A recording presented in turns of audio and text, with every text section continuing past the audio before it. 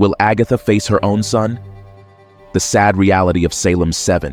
When Agatha murdered her sister witches, she spared their young children. Yeah, and then they became a feral, hive-minded coven bent on revenge. In the last episode of Agatha All Along, we got to see how Lilia confronted Salem's 7, the daughters of Agatha's former coven. Vengeful witches who had made it their sole purpose to destroy Agatha. In this video, we'll be explaining what the Salem 7 really are, how their story connects to Agatha's son, and why they might be controlled by Mephisto. Want to know more? Then stay tuned to this video. And for more videos of your favorite series and movies, don't forget to subscribe to this channel. Welcome to the Oasis Geek. Before starting this video, I invite you to participate in the new giveaway we will be having in this channel, where we will be giving away the first volume of Scarlet Witch by Steve Orlando, a story that will mark the future of the Marvel Universe. To participate, all you have to do is comment which is your favorite moment of the Marvel Universe. The winner will be announced on November 30th. Also, on October 31st, we will be announcing the winner of the Penguin giveaway, so don't forget to participate. To understand what happens in this story, we must start at the beginning. Agatha is a witch from Salem, Massachusetts, accused by her own coven of practicing dark magic. During the Salem trials in 1693, she was captured and convicted of stealing forbidden knowledge and using dark magic. Although she denied it, she was tied to a tree in the forest, and her coven attempted to destroy her. Agatha, under extreme pressure, lost control of her powers and ended the lives of all the witches, including her mother, Evanora. After escaping, Agatha formed a secret community of witches known as New Salem in Colorado, and had a son named Nicholas Scratch. According to some rumors, she traded her son for the Book of the Damned, a dark artifact that made her even more powerful. She also had a relationship with Rio Vidal, but when Agatha used the book to increase her power, the two became enemies, facing each other on several occasions. Eventually, Agatha detected a source of magical energy in Westview, New Jersey, and decided to investigate. Upon arriving, she discovered that the city was trapped in an alternate reality controlled by Wanda Maximoff.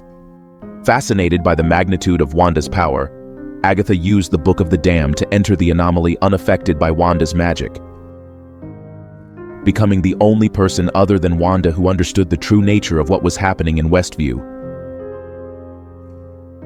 We don't know for sure if New Salem exists in the same form as in the comics, but what is clear is that there are different covens in the world looking for Agatha to take revenge on her. I am not the only one that wants to see you dead. Okay, Agatha, but I'll be sure to tell them where to find you. Ooh, the worst of them. The Salem 7. Now, in the Agatha series, Agatha mentions that the Salem 7 were actually the offspring of Agatha's old coven. Yeah, and then they became a feral, hive-minded coven bent on revenge. However, this means that the Salem 7 are actually human. But what we saw of them in the series seemed to be that they were under a spell or had lost their humanity. This begs the question, if the Salem 7 were really the daughters of Agatha's former witch friends, why were they acting like demons? If you've been following this channel for a while, you may already be suspecting why these witches acted this way. But if you haven't figured it out yet, let's go back a little further in time, to a period where gods became demons, where a being named Mephisto endowed humans with dark magic. According to Marvel mythology, when Wanda created her children, she used part of Mephisto's soul to do so. And as we have theorized in other videos, it is possible that every witch who has powers in this universe has also sacrificed her children, or that her children are from some demonic entity like Mephisto. In previous videos, we theorized that it is possible that Mephisto took Agatha's son from her, and eventually took the son from Wanda as well, since Wanda used his magic to create him. But then, what is Mephisto's real purpose with the children of witches? It is possible that the answer is in front of us. The Salem 7 are not only fallen witches, they are soldiers in Mephisto's service, transformed into living weapons. These daughters, descendants of the former coven of Agatha, would also have been surrendered to Mephisto by their mothers, in a dark pact where their innocence was replaced by a forced loyalty and their humanity by a tragic destiny. Thus, Mephisto would have unified these souls into his troops, using his magic to mold them to his image and purpose. Rio has been expectant as death, but she has no desire to destroy Agatha. I think the villain behind the shadows is still Mephisto, and I think what he desires is Wiccan, who is part of his very essence. In the end, the story of the Salem 7 could be more tragic than we think, since they were babies transformed into witches, driven to become demons and subsequently destroyed by Lilia, one of the most powerful and important witches in this universe. Now, if the daughters of Agatha's former coven were turned into demons by Mephisto, that could mean something even darker.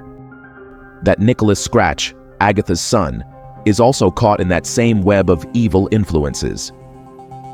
It is very likely that by being handed over in exchange for power, he has ended up under Mephisto's control, transformed into some sort of weapon that could return with a single goal: to destroy his own mother.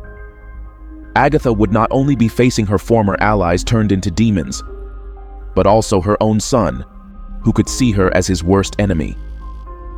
And this confrontation is not just anyone. Nicholas could be full of dark power, willing to finish Agatha off without even remembering who he was or how he got to this point.